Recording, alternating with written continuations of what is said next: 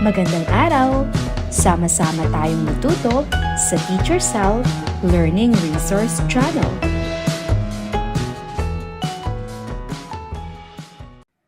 Revised K-12 Curriculum, Araling Panlipunan 5, Quarter 2, Week 7. Ang ating paksa ay ugnayan ng sinaunang bayang Pilipino sa ilang piling bansa sa Asya, Arabong bansa at China. Basahing mabuti at piliin ang tamang sagot sa kahon. Ang mga pagpipilian ay Sultanato, Sultan, Muhammad, Sharif Kabungsuan, Sharif ul Hashim, Adat. Ito ay tumutukoy sa sistema ng pamamahala na batay sa katuruan ng Islam. Ito ay Sultanato. Siya ang nagtatag ng unang sultanato sa Pilipinas at tumayo ring sultan nito. Sharif ul Hashim. Siya ang nagtatag ng unang sultanato sa Mindanao. Sharif Kabungsuan. Siya ang nagtatakda at nagpapatupad ng mga batas sa isang sultanato. Sultan. Siya ang huling propeta at tagapagtatag ng Islam. Muhammad. Ano-anong mga bansa ang may kaugnayan sa sinaunang bayang Pilipino para sa unang bahagi ng aralin? Sa paanong paraan matutukoy ang mga ambag ng bansang Arabia at China sa sinaunang bayang Pilipino? Paano mapapahalagahan ang naging ugnayan ng sinaunang Pilipino sa mga piling bansa sa Asya? Sa paanong paraan mo maipapakita ang pasasalamat sa bansang Arabia at China mula sa kanilang mga impluwensya na naging bahagi na ng kultura ng Pilipinas? Isaayos ang mga pinaghalo-halong mga titik sa bawat bilang upang mabuo ang tamang salita. Isulat ang sagot sa inyong kwaderno o sa inihandang espasyo sa sagutang papel. Isang bansa na nakipag-ugnayan sa ating bansa noong sinaunang panahon. Ang bansang ito ay may kaugalian na hindi pagkain ng baboy. Tama, ito ay Arabia. Isang bansa na nakipag-ugnayan sa ating bansa noong sinaunang panahon. Ang bansang ito ay may kaugalian na paggunita sa mga yumao. China. Tumutukoy ito sa pakikipagkaibigan, pakikilahok, pagkakaroon ng relasyon o koneksyon. Ang sagot ay ugnayan. Tumutukoy sa pangunahing relihiyon sa mga bansang Arabo. Islam. Tumutukoy sa pangunahing relihiyon sa bansang China. Buddhism. Pagkikipag-ugnayan sa Arabia. Nakipag-ugnayan ang mga Arabe sa ating bansa upang makipagkalakalan at may palaganap ang relihiyon Islam. Sa pamamagitan ng pagkikipagkalakalan nila sa China ay nakarating sila sa ating bansa. Noong ika-15 siglo lamang nagsimulang lumaganap ang impluwensya ng Islam sa Pilipinas. Ang paglaganap ng Islam ang nagbigay daan sa pagkakatatag ng sultanato. Ito ang sistema ng pamahalaang pinamumunuan ng sultan. Dala rin nila ang abakadang Arabic, arkitekturang Arabesque ng mga masjid, moske, kalendaryo, sari manok ng Maranao, guhit o kir ng Tausog.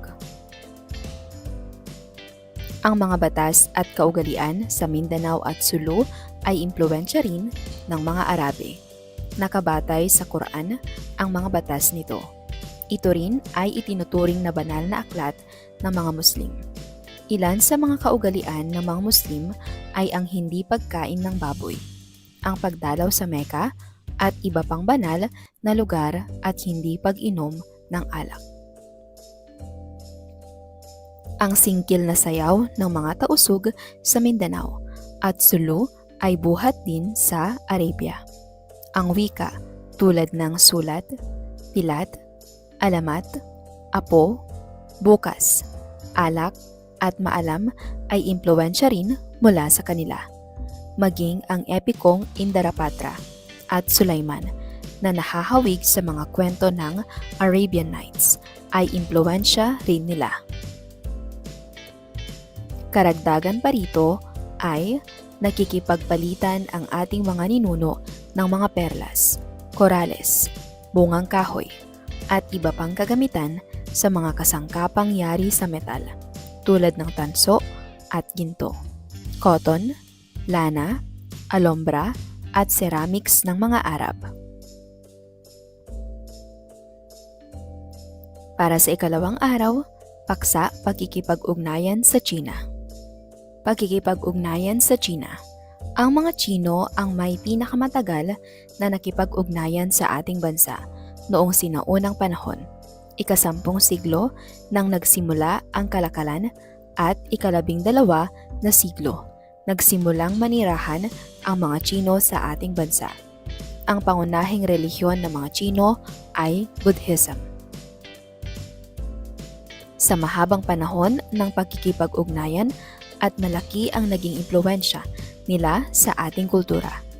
Ang mga kagamitang tulad ng tapayang porselana, kristal, karayom, florera, patalim, telang seda at jade ay namana natin sa kanila. Ang paggawa ng pulbura ay sa kanila rin natin natutunan, maging ang mga kagamitang yari sa metal. Natutuhan din ng ating mga ninuno ang paggamit ng mga paputok at kwitis, payong, tsinelas at bakya. Ang paglalaro ng trumpo at sungka, pagpapalipad ng saranggola ay sa mga Chino rin nagmula. Maging sa pagkain ay malaki rin ang impluwensya ng mga Chino sa ating mga Pilipino. Ilan dito ay ang pansit, lumpia, siopaw, mami, okoy, siomay at chapsuy. Ang mga gulay tulad ng petsay, kinchay at bataw ay dala rin ng mga Chino. Mayroon ding mga salita na naging bahagi ng ating wika katulad ng ate, ditse, sangko, gunting, susi, sipit at kuya. Maging ang mga kaugaliang tulad ng pagkakabuklod ng pamilya at paggalang sa mga magulang at matatanda ay namana rin natin sa mga Chino. Ginamit na kabaong ng ilang mga Pilipino ang mga tapayan. Ang iba pang Pilipino naman ay ginawa itong imbakan ng tubig at pagkain. Naging matatag ang kalakalang Pilipino-Chino kaya maraming daungan sa Kapuluan ang naging sentro ng kalakalan tulad ng Jolo, Cebu, Mindoro, Maynila, Batangas at Laguna. Nawili ang mga Chino sa pakikipagkalakalan sa ating ninuno kaya't dumami ang kanilang mga himpilan ng kalakalan sa ating bansa. Nanirahan na rin sila dito kaya't lumaki ang kanilang pamayanan. Ang ilan sa ating mga ninuno ay nakapag-asawa ng mga Chino. Integrasyon sa cultural diversity. Ang paghahambing sa pagkakaiba ng dalawa o higit pang kultura ay tinatawag na cultural diversity.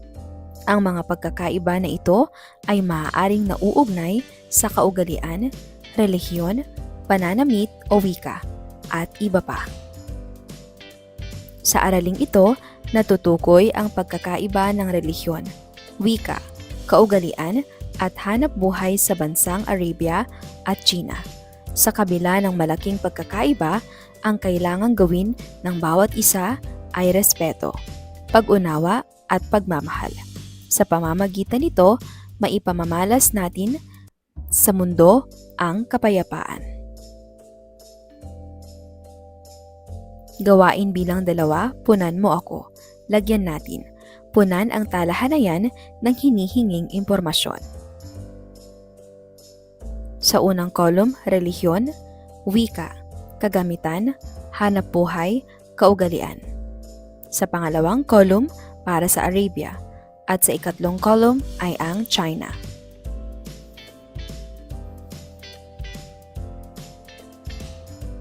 Narito ang mga susi sa pagwawasto.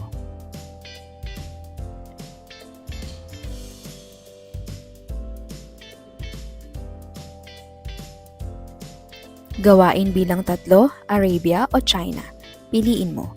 Isulat ang letrang A kung ugnayan sa Arabong bansa ang tinutukoy ng mga sumusunod na impluwensya sa buhay ng mga Pilipino. At letrang C naman kung ugnayang China ang tinutukoy. Kagamitang kalendaryo. A. Hindi pagkain ng baboy. A. Kagamitang tsinelas. C. Relihiyong Buddhism. C. Paggalang sa nakakatanda. C. Pamahalaang sultanato. A. Pag-aasawa ng marami o polygamy. A. Moske. A. Mga porselan. C.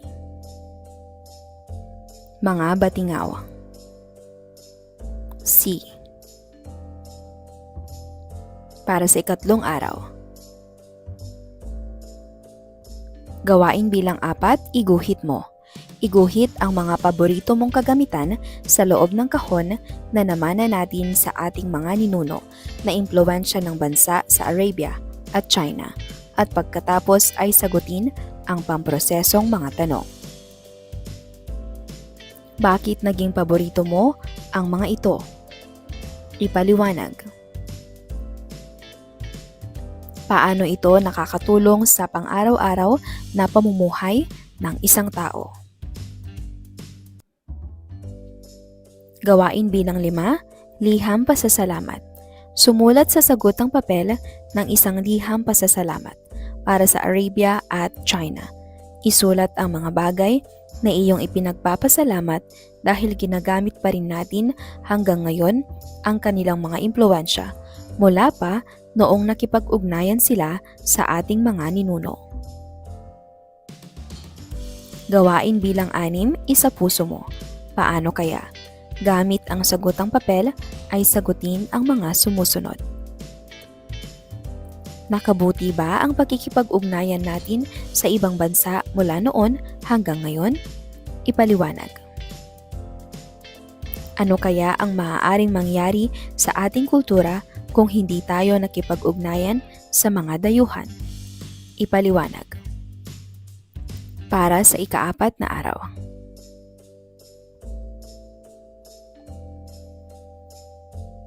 Narito ang pabaong pagkatuto. Para sa inyong pagsusulit, basahin at piliin ang letra ng wastong kasagutan. Isulat ang sagot sa patlang bago ang bilang. Ito ang bansa sa Asya na tinaguriang may pinakamatagal na ugnayan sa pagkikipagkalakalan sa mga Pilipino. Arabia, China, Indonesia, Japan. Ang sagot ay China. Ito ang bansa sa Asya na nakaimpluwensya sa mga Pilipino na gumamit ng paputok, kwitis, paying, tsinelas at bakya. China. Ito ang pangunahing relihiyon sa bansang Arabia: Buddhism, Roman Catholic, Islam, Jainism.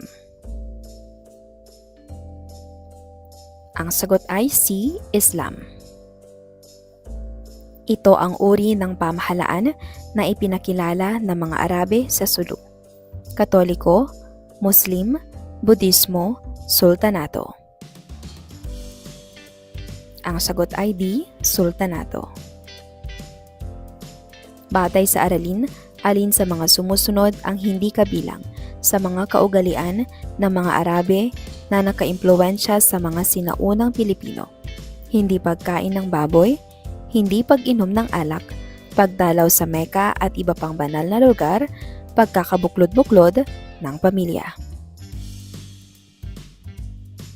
Ang sagot ay D, pagkakabuklod-buklod ng pamilya. Para sa inyong takdang aralin, sagutan ng mga sumusunod na katanungan. Isulat sa kwaderno o sa sagutang papel. Anong impluwensya ng Arabia at China ang dapat nating ipagpatuloy at paunlarin? Bakit? Paano ito ipagpapatuloy? Ipaliwanag. Dapat bang ipagpatuloy nating mga Pilipino ang pakikipag-ugnayan sa mga taga-Arabia at China? Bakit?